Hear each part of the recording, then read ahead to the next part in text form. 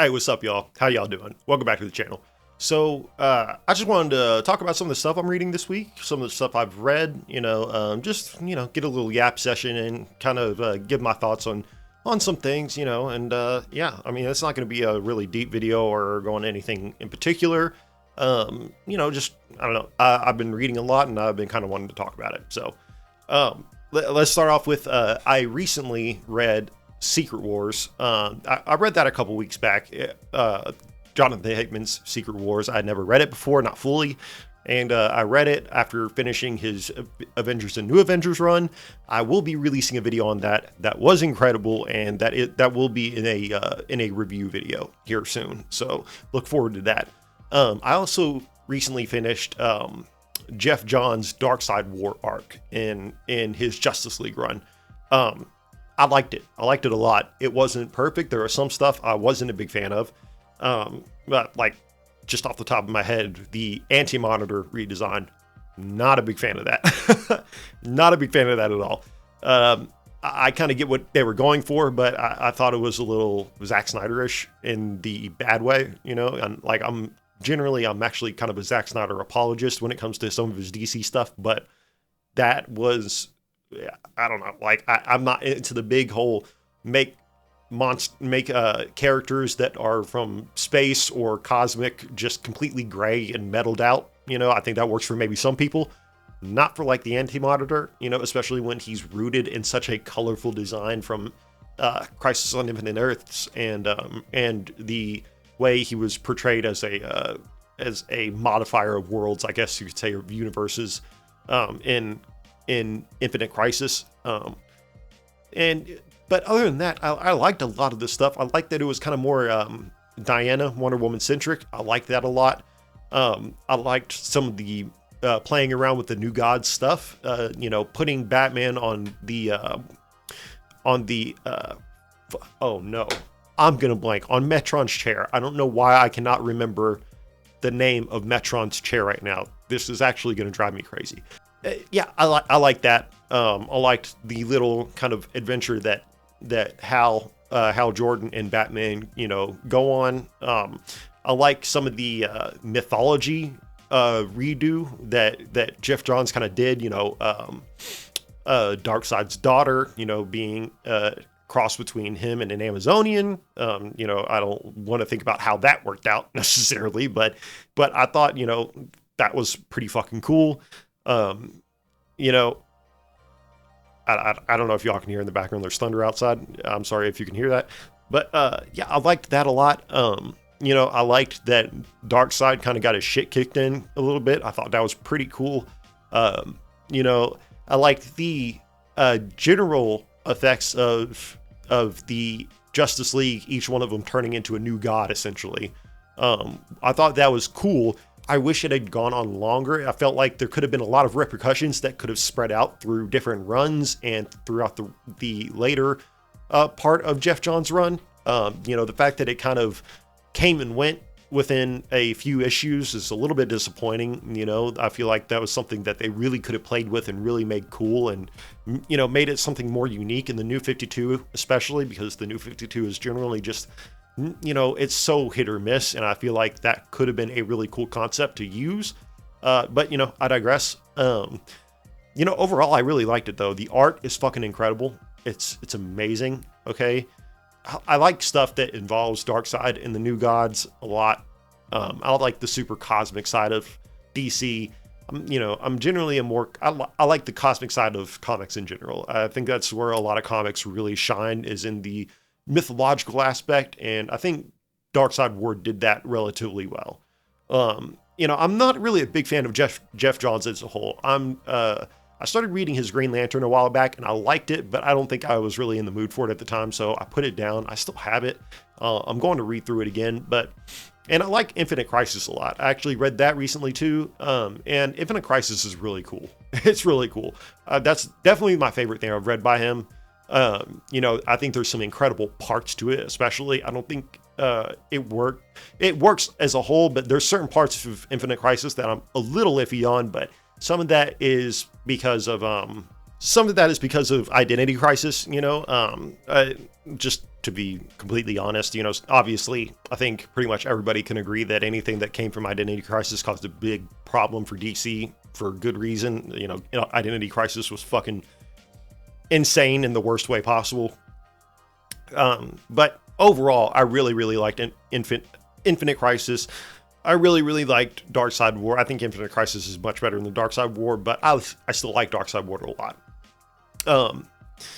What I'm reading right now is actually what I really wanted to talk about, because I think this is incredible. I'm so enamored by it right now. I think it's so cool. The Immortal Hulk by Al Ewing. I've never read a Hulk story before. Okay, look, I got into comics a couple years back. I was always kind of a physical copy kind of person, you know. So up until the last couple months, I didn't have Marvel Unlimited. I didn't have a DC Universe, so I wasn't able to keep up with comics like that, you know. And you know, because I was a book person, I always waited for the full volumes to hit, and I always was kind of like behind on certain stories because I usually tried to buy them used, because, you know, you buy comics, you know, volumes new from a bookstore, they're pretty fucking expensive sometimes, especially if you're trying to read a lot of them. So I recently got a pad, okay, a Galaxy pad, and I recently subscribed to Marvel Unlimited and DC Universe. So I've been catching up on a lot of stuff. And the Immortal Hulk is, I don't have many words for it. I'm going to be honest with you. It is so good. It's so good. Like there's not much I can say to really express how much I like this comic. Okay. I like the horror and body horror aspect a lot. I think that's done incredibly well. Al Ewing's writing and the way he builds up the Hulk mythology and the Hulk lore, especially with the Below and the One Below All, that stuff is fantastic. I'm only about 20 issues in. I think it's a 50 issue run, but it's so good. I like the callbacks to some of the older Hulk comics, you know, some of the original story beats of the Hulk's life, of Bruce Banner's life. I like the way they're bringing in certain characters like Betty Ross and like Thunderbolt Ross. I think the Colonel, I forget his name right now. I'm forgetting so much in this video, so much information because I just kind of yap. But the guy who used to work for Thunderbolt Ross in the story, who's now like the main villain of the story, I like him a lot. I think he's a really good villain because he pisses me off. and that's, to me, that a lot of times is a sign of a good villain. If I'm like, ooh, like I get what he's doing and I hate it, you know, like I understand if I were in his shoes and I thought like him, that's something I could see myself doing, and it pisses me off. And that's peak villain writing to me. You know, I like, it's very fantastical. I like that we haven't seen a ton of like the Avengers or anything like that. It's kind of like, I don't know how self-contained it is into the greater Marvel universe at that time, but I really, really like how in reading it, it feels self-contained. There's not a lot of outside characters coming in that aren't necessarily part of the Hulk mythos, you know? I'm really, really digging that. I think the art is fantastic, especially like with it being a horror comic, you know, and having a major body horror aspect to it. The art is done really, really well. Stuff is beautiful, but grotesque. It's yeah, like I don't really have many words for it, you know. I like that it is it's very adult themed, you know, in the best way possible, you know, not like edgy or whatever. It's just kind of a more thematic thing about, you know, existence and anger, you know, obviously with the Hulk and stuff like that. And just general, like, you know, the holding in of feelings and what it can do to your psyche, and the kind of effect it can have, and disorders that holding in that kind of pain and trauma can cause, and how it affects your relationships and stuff like that. Like, you know, with his relationship with Betty Ross and his relationship with her dad, and just in general, the people around him that he considers friends, you know. And even with the Hulk himself, or the Hulks themselves, now there's a few in the story. Yeah, look, there's really no words I have for it right now. It's just incredible. It's just incredible. It's not a happy story, I'll give it that, and I don't think it needs to be. I don't think it should be. I think the Hulk generally, from what I understand about the Hulk, and like I said, this is the first one I've fully read. The Hulk's existence is pain to a degree. It is pain. There's a lot of just negative emotion that exists within Bruce himself. About himself and about other people and about the Hulk in general, and the trauma that he goes through, that I can't imagine, a Hulk story being that great as a kind of more positive story. I'm sure they're out there. I don't know, but I'm really, really digging this. Al Ewing's writing is incredible. The covers by Alex Ross are amazing. I've loved the covers that I've seen in this run so far. He absolutely murdered it, absolutely killed it. I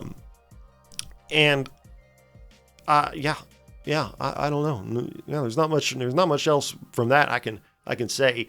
One last thing I want to cover before we go is I've been reading I think Ryan North's I think that's his name, current Fantastic Four run, leading up to One Doom Under All. I think that's what it's called. One World Under Doom. That's what it is. I've been reading his. I read Blood Hunt, and then I read Fantastic Four. Started catching up with that and caught up with that. First Blood Hunt, I liked it. It's not great. It's not bad. I like the art a lot. I think it could have been longer. It could have felt a little more epic. It just kind of happened. At least in the story. I look generally when I read event books like that, or just generally runs that have tie-in comics, especially a bunch of tie-in comics.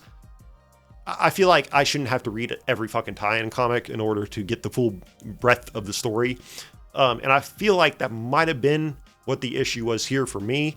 Blood Hunt didn't seem as self-contained as I would have liked it to be, because I know there's a ton of tie-in comics for it. And I just don't want to have to hunt down every tie-in comic and try to figure out which everyone is and what order to read it and stuff like that. I think I should be able to read the story and not have to feel that it's super rushed, but it felt pretty rushed. It wasn't bad. The writing isn't terrible at all. It's just, like I said, I think rushed is the best way to feel it.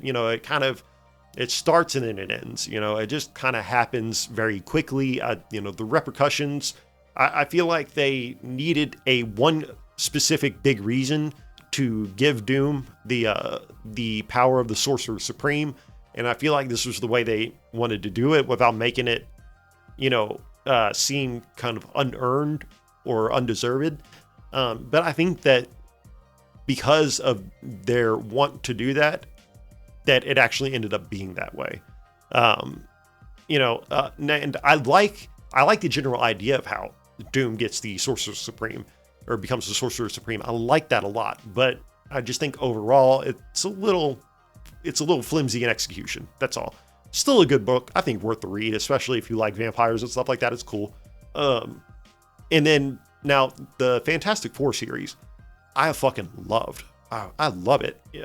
I've read a lot of people kind of say that it's a little more too lighthearted. I don't know if that's necessarily the term to use for it. I've seen the criticism that some of the stuff should be more interconnected.